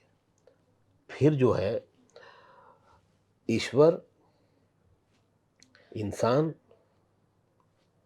और प्रकृति, ये तीनों चीज़ें जो हैं उसके अंदर चलना शुरू होती हैं। ईश्वर क्यों है और क्या है, इंसान क्या है, दुनिया क्यों है, इन सब चीज़ों पर वो गौर करना शुरू करता है और फिर वो लिखना शुरू करता है। हमारे सामने की मिसाल ऐसी देखो तो निदा फ़ाज़ली साहब हैं, जिन्होंने अपने ज़िंदगी से शुरू किया, फिर दुनिया को लिखा, फिर वो यहाँ तक आए थे वो, निदा फ़ाज़ली साहब। और बड़े-बड़े फ़लसफ़े ख़ास तौर से दोहे में वो उन्होंने लिखना शुरू किया था। जैसे उनका एक दोहा है जो मशहूर नहीं है। मशहूर शायद इसलिए नहीं है कि वो आखिरी दिनों का है, उन्होंने पढ़े-वढ़े नहीं मंच पर। लेकिन क्या कमाल का दोहा है। ये कोई सूफ़ी संत ही ये थॉट बोल सकता है, या लिख सकता है। सूफ़ी संत भी तो शायर होते थे, कम ज़्यादा। जी। वो दोहा है, दोहे तो बहुत अच्छे-अच्छे उनके हैं, लेकिन ये जो दोहा मैं बता रहा हूँ कि अब उनका दोहा वो भी है, बच्चा बोला देख के मस्जिद आलीशान, अल्लाह तेरे एक को इतना बड़ा मकान। या फिर वो भी है उनका कि मैं रोया परदेस में भीगा माँ का प्यार, दुख ने दुख से बात की बिन चिट्ठी बिन तार। लेकिन ये दोहा मशहूर नहीं है, लेकिन आप देखिए कि क्या बात कही है दोहे में, कि अच्छी संगत पाए के संगी बदले रूप, आह! है ना? अब जो सेकंड लाइन आएगी सर, दूसरा जो मिसरा आ रहा है, अच्छी संगत पाए के संगी बदले रूप, जैसे मिल के आम से मीठी हो गई धूप। आय है! क्या बात! क्या बात! वाह रंजीता साहब, क्या बात! तो ये जो सूफियत है, ये जो संतों वाला जो मामला है, ये शुरू में नहीं आता है। शुरू में शायर अपने आप को लिखता है। जैसे मैं, आप मेरी शुरू की शायरी देखेंगे तो उसमें वो घटनाएँ आएँगी। मेरी पूरी एक किताब है, मेरे बचपन में जो मेरे सुख-दुःख हैं, वो पूरी एक किताब है उर्दू में, उसका नाम है पोखर में सिंघाड़े। अभी हिंदी में आनी है, ये हिंदी में अभी नहीं आई है। 2014 में ही उर्दू में आई है। हाँ, पूरी किताब बचपन पर है, ऐसी किताब भी आज तक किसी ने नहीं लिखी है। जैसे ये बनवास अपने हिसाब का बहुत अलग संग्रह है, इसी तरह से वो भी कि किसी शायर ने अपना पूरा बचपन पोएट्री में नहीं लिखा है। थोड़ा बहुत लिखा होगा, सबने थोड़ा बहुत लिखा होगा, लेकिन ये पूरा मेरी एक किताब है जिसका नाम है पोखर में सिंघाड़े, तो उसमें सारा कुछ मैंने लिखा है। तो एक टाइम वो शुरू का वो होता है, फिर दूसरा आता है हम दुनिया को लिखते हैं, फिर वो तीसरा आता है और वो हम उसमें सूफ़ी हो जाते हैं, संत हो जाते हैं। उसमें ईश्वर और इंसान और प्रकृति, ये सारी चीज़ें उसमें आ जाती हैं। तरह-तरह के सवाल उसमें आने लगते हैं। जैसे गालिब के यहाँ था, गालिब के को आप पढ़ते हैं ना, जैसे कि वो कहता है कि अ, हुए हम जो मर के रुसवा, हुए क्यों ना गर के दरिया, न कहीं जनाज़ा उठता, न कहीं मज़ार होता, न कोई मज़ार होता, है ना? फिर वो के न था कुछ तो खुदा था, कुछ ना होता तो खुदा होता, न कुछ था तो खुदा था, कुछ ना होता तो खुदा होता, डुबोया मुझको होने ने, ना होता मैं तो क्या होता। आप देखिए कि ये सोच क्या है?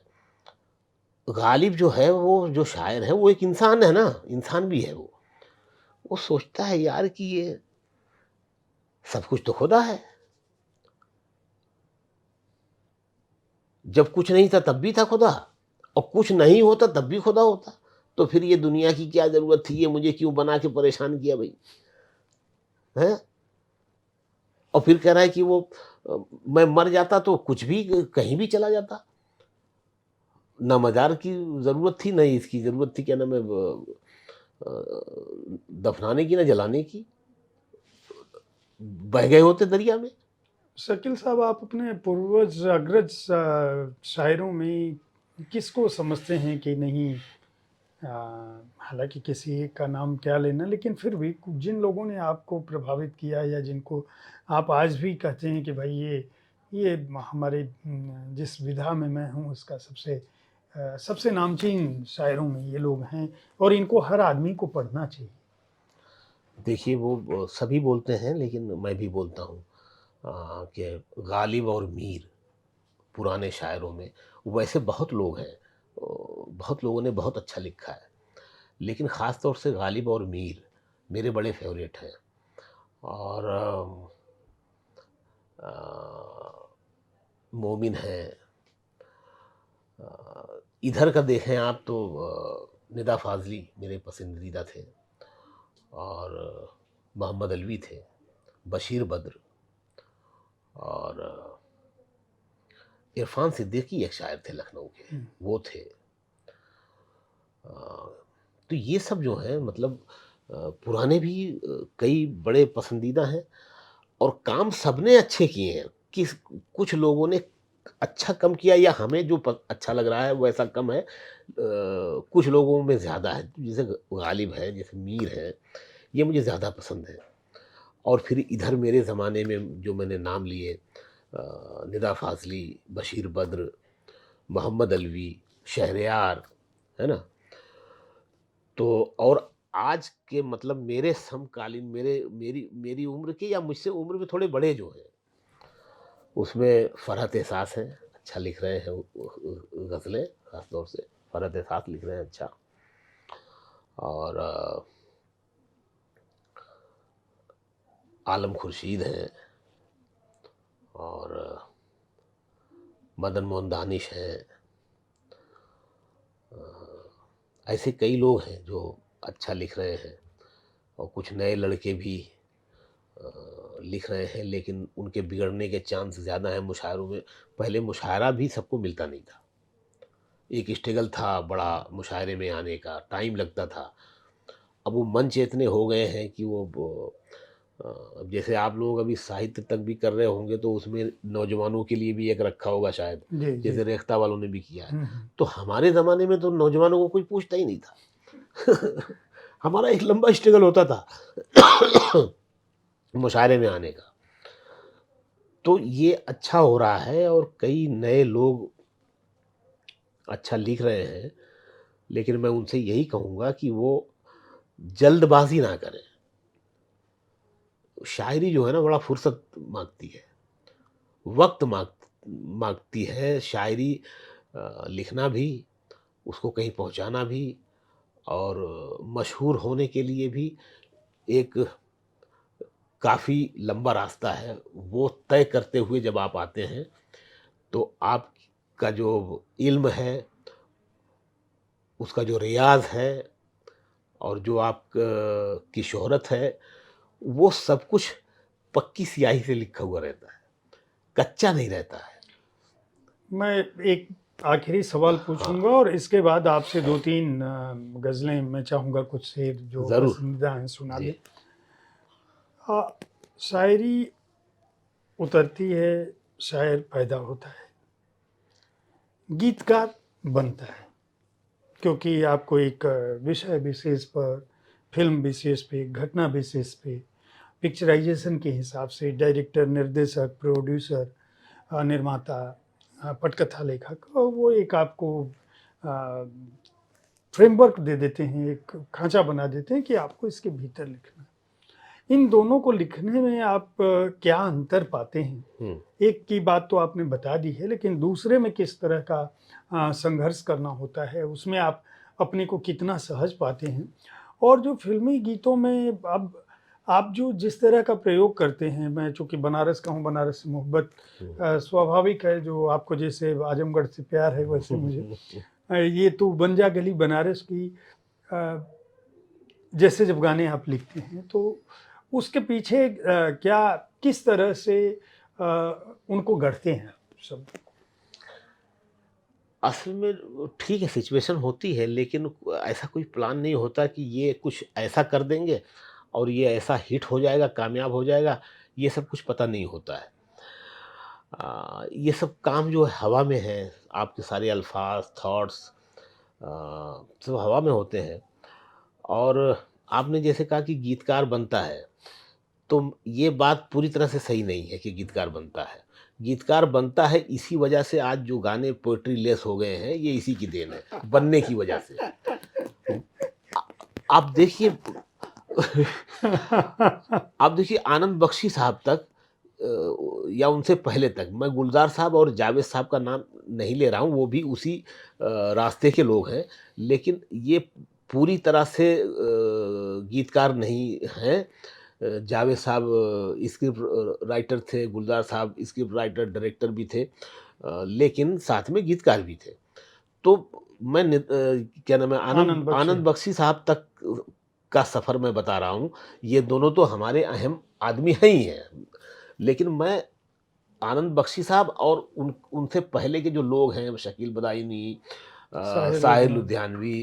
लुधियानवी, शैलेंद्र, कैफ़ी आज़मी, जानिसार अख्तर, अ, यहाँ तक कि हसरत जयपुरी साहब इस ज़माने के, अगर आप देखे जाओ, उनका कोई नाम नहीं लेता, उनको सबसे कमज़ोर गीतकार समझा जाता है। लेकिन उस आदमी ने भी भाई साहब क्या-क्या क्या-क्या गाने लिखे हैं, है ना? अगर वो आप कमज़ोर भी मानते हैं तो उस आदमी का काम देखिए आप।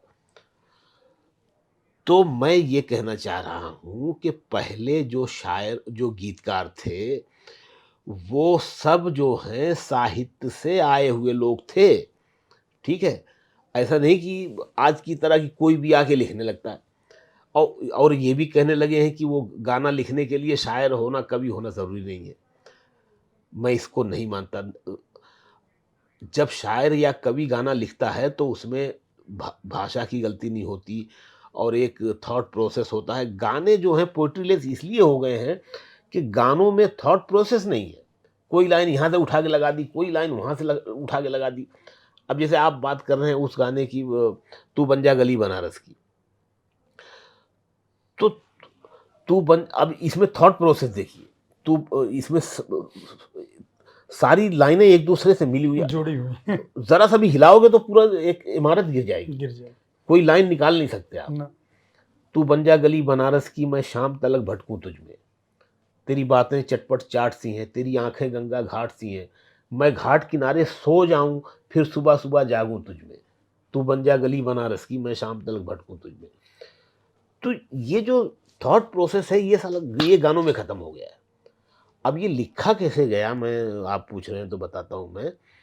ये फिल्म थी शादी में ज़रूर आना, और हमारे दोस्त जो डायरेक्टर हैं, हमारे बड़े भाई हैं अनुभव सिन्हा साहब, इधर उनकी लगातार सारी फिल्मों में मेरे गाने रहे हैं। तो रत्ना सिन्हा जी हैं जो इनकी वाइफ हैं अनुभव सिन्हा साहब की, ये एक फ़िल्म डायरेक्ट कर रही थी, शादी में ज़रूर आना। तो मुझे बुलाया गया इसका गाना लिखने के लिए। तो उसमें मुझे रत्ना सिन्हा जी ने कहानी थोड़ी-थोड़ी बताई, मोटी-मोटी, और सिचुएशन बताई कि ये सिचुएशन है शकील भाई, और ये यूपी की कहानी है, लखनऊ के आसपास की, इलाहाबाद के आसपास की। तो ये हमारे जो दोनों हीरो हीरोइन हैं, ये दोनों कॉलेज में पढ़ते हैं, एक दूसरे को पहले से जानते हैं, और दोनों के घर वालों ने दोनों का रिश्ता तय कर दिया है। और फिर उन दोनों से कहते हैं भाई तुम एक ही कॉलेज में पढ़ते हो, तो एक दूसरे से मिल लो और देख लो, अगर तुम्हें पसंद है तो हम शादी कर देते हैं। तो अब ये दोनों जो हैं एक कॉफ़ी हाउस में मिलते हैं। तो लड़का पूछराज कुमार राव। राव है, उसमें हीरो हैं। वो लड़का पूछता है कि तुम कभी बनारस गई हो? हम्म, अब वो अचानक से सवाल पे वो लड़की थोड़ा सा रुकती है, फिर हाँ हाँ गई हूँ, क्यों? तो कहता है कि मुझे ना तुम्हारी आंखों में बनारस की गलियां नजर आती हैं। ये मुझे रत्ना सिन्हा जी ने बताया कि ये डायलॉग है शकील भाई, और इसके कट टू मेरा गाना शुरू होगा। हम्म, ये डायलॉग गया और मेरा गाना शुरू होगा। हम्म, तो बनारस की गलियां आंखों में फलाना, तो बोले अगर इसका कुछ आता है तो देख लो। हम्म, मैंने वहीं मतलब बैठे बैठे मतलब दो मुखड़े लिखे मैंने। हम्म, तो एक जो है समझ लीजिए कि उसका एक शुरुआत था, तो उसमें हमने कुछ लाइनें चेंज कर दी और फिर ये फाइनल हुआ, है ना? ये जो चटपट चाट सी हैं और गंगा घाट सी हैं, इसकी जगह कुछ खाट वाट भी था, वो तो वो निकाल के हमने, हाँ, एक प्रोसेस है, कुछ लाइनें जी जी निकालनी भी पड़ती हैं। जी जी तो ये फाइनल हुआ, अनुभव सिन्हा साहब को बहुत पसंद आया और रत्ना जी को भी पसंद आया, लेकिन रत्ना जी वो लेके बैठी थी, शकील भाई वो मैं आँख बोली थी ना वो आँखों में गलियाँ। तो मैंने कहा कि रत्ना जी ये तो पूरे उसका जो पूरा आकार है, पूरे आकार की बात कर रहा है कि तू बन जा गली बनारस की, मैं तेरे अंदर भटका करूँ। तो ये तो उससे भी बड़ी बात है। फिर अनुभव जी ने भी उनको समझाया और मैंने भी थोड़ा उस पे बात, फिर वो उनको लगा कि हाँ, ठीक है, बहुत अच्छा है। तो इस तरह से वो गाना इस तरह के गाने जो है ना कम लिखने को मिलते हैं, सिचुएशन इस तरह की कम निकलती है और अगर लिख दो तो कोई लेने को तैयार नहीं होता, क्योंकि हर जगह कारोबार है। ठीक है, तो जो प्रोड्यूसर है वो थोड़ा लालची होता है कि भाई उसको 10 रुपया मेरा लग रहा है तो 20 रुपया कैसे आएगा। तो ये फिल्मी गीतों में अगर मैं कहूँ कि आपका अपना पसंदीदा फिल्मी गीत कौन सा है जो आपने लिखा है? दो चार बता दीजिए, ये एक दो बता ये दें, मतलब मुश्किल है। जिसको फिर भी हाँ, ये लेकिन मैं लोकप्रियता के हिसाब जी, से जी, बता मैं दीजिए। विक्रम भट्ट के गाने भी मैंने बहुत अच्छे लिखे हैं, मुझे पसंद हैं बड़े। मदहोशी के गाने बहुत बहुत अच्छे थे, ऐ खुदा तूने मोहब्बत ये बनाई क्यों है, आए है, गर बनाई तो मोहब्बत में जुदाई क्यों है। आए है, क्या बात फिर मेरे वो ये एक छोटी-सी फ़िल्म थी ज़िद, है। उसके बड़े हिट गाने थे, साँसों को जीने का इशारा मिल गया, तू मिला तो खुदा का सहारा मिल गया, मरीज़-ए इश्क हूँ मैं कर दे दवा, और क्या नाम है अ अ, विक्रम भट्ट की वो फ़िल्म थी 1920 एविल रिटर्न्स, उसमें तुम भी तन्हा थे हम भी तन्हा थे मिलके रोने लगे।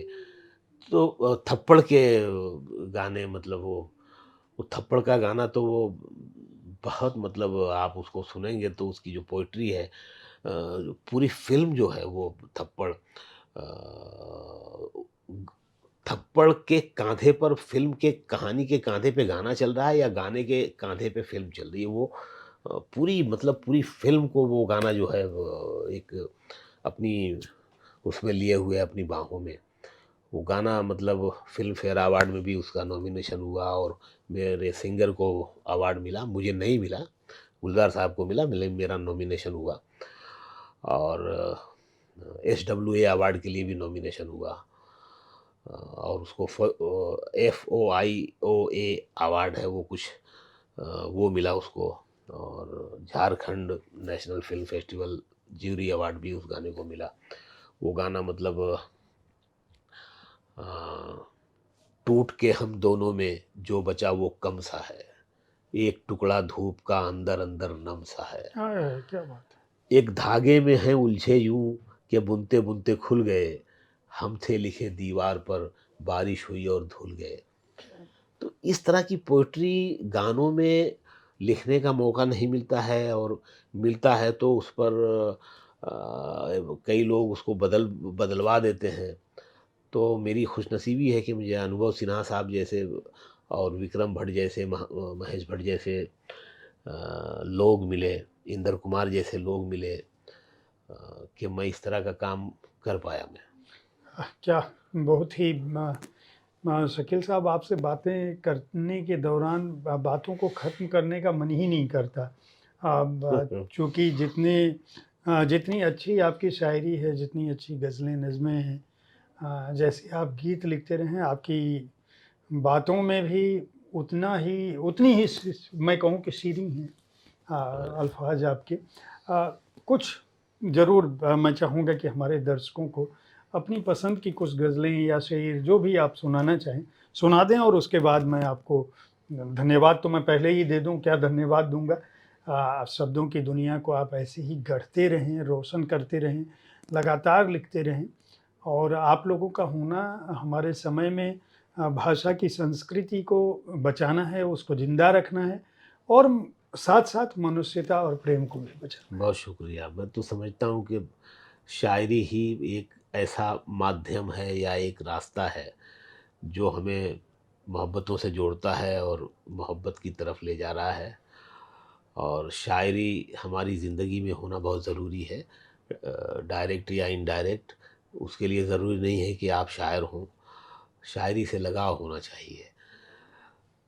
तो आपका ये जो दिल है ये अ, आपको पता चलेगा कि ये धड़कता भी है, ये टूटता भी है, ये मोहब्बत भी करता है, सिर्फ़ खून ही सप्लाई नहीं करता है। है। क्या बात! हाँ, तो दिल का एहसास ही हमें तब होता है जब हम क्या नाम है मोहब्बत कर रहे होते हैं। तो ये अ, चलिए मैं एक गज़ल के कुछ शेर सुना देता हूँ, ठीक है? जी। कि खुद को इतना भी मत बचाया कर, खुद को इतना भी मत बचाया कर, बारिशें हों तो भीग जाया कर। खुद को इतना भी मत बचाया कर, बारिशें हों तो भीग जाया कर। दर्द हीरा है, दर्द मोती है, दर्द हीरा है, दर्द मोती है, दर्द आँखों से मत बहाया कर। क्या बात है! क्या बात बहुत है! शुक्रिया। क्या बात है! वाह! काम ले कुछ हसीन होठों से, है ना? ईश्वर ने हर चीज़ जो है किसी काम के लिए बनाई है। काम ले कुछ हसीन होठों से, बातों बातों में मुस्कुराया कर। क्या बात है! बातों बातों में मुस्कुराया कर, धूप मायूस लौट जाती है। हमारे पूर्वांचल में अभी भी वो बिल्डिंग कल्चर नहीं जी, है ना? छतों वाले घर वाला कल्चर है। जी। अब शेर सुनिए आप साहब हुँ, कि ये आपके साथ भी हुआ होगा, जी, जी। ज़रूर हुआ होगा। हुँ, आपने भी अपनी बताई नहीं, मैं तो अपनी बता दिया हूँ। अपने सारे छुपा के छुपा के रखे हैं आपने कि धूप मायूस लौट जाती है, छत पे कपड़े सुखाने आया कर। क्या बात है! क्या बात! क्या बात! हैं? धूप मायूस लौट जाती है, छत पे कपड़े सुखाने आया कर। और ये शेर ख़ास तौर से ज़िंदगी में बड़ा काम आने वाला शेर है कि ये आखिरी शेर सुना रहा हूँ कि चाँद लाकर कोई नहीं देगा, चाँद लाकर कोई नहीं देगा। कोई नहीं देगा, अपने चेहरे से जगमगाया कर। क्या बात! क्या बात! शकील साहब, आपका बहुत-बहुत धन्यवाद बहुत साहित्य शुक्रिया। तक में आने के लिए। बातें मुलाकातें कार्यक्रम के बारे में आप अपनी राय से हमें ज़रूर अवगत कराएँ। हमारे कार्यक्रम को देखते रहें। हर सप्ताह मैं मिलता हूँ आपसे ठीक इसी समय, या तो किसी आपके प्रिय लेखक की किसी चर्चित पुस्तक पर चर्चा करते हुए शब्दरथी में, या उनके जीवन कर्म पर बातें करते हुए। शकील साहब के गानों को सुना करें, इनके लिखे गीतों को सुना करें, इनकी शायरी को पढ़ा करें, ज़्यादा से ज़्यादा शेयर करें। आप समझ रहे हैं कारोबार में कमज़ोर आदमी हैं। परों परों को खोल कमज़ोर इसलिए कमज़ोर नहीं है ही है ही नहीं। नहीं है, इसलिए मैं शब्दों का यह कारोबार चलता रहे, और उसके लिए मैं चाहूँगा कि परों को खोल शकील आज़मी साहब का जो संकलन है, ये 299 मंजुल पब्लिशिंग हाउस ने प्रकाशित किया है। इसके अलावा वनवास जो राम कथा और जंगलों की कथा पर आई है, ये भी मंजुल से प्रकाशित है। दूसरे भी जो जो भी किताबें, अगर आप उर्दू पढ़ना जानते हैं तो उर्दू में छपी हुई आपकी पुस्तकें खरीदें। आपकी शायरी को सुने, इनको भी बताएँ। ईमेल पे मिल जाएँगे, सोशल मीडिया पे काफ़ी सक्रिय हैं। हमें भी बताएँ, अगर आप हमारे पास भी अपने संदेश भेजेंगे तो मैं कोशिश करूँगा कि शकील साहब तक पहुँचा सकूँ आपकी बात। बहुत-बहुत धन्यवाद आपका। शुक्रिया।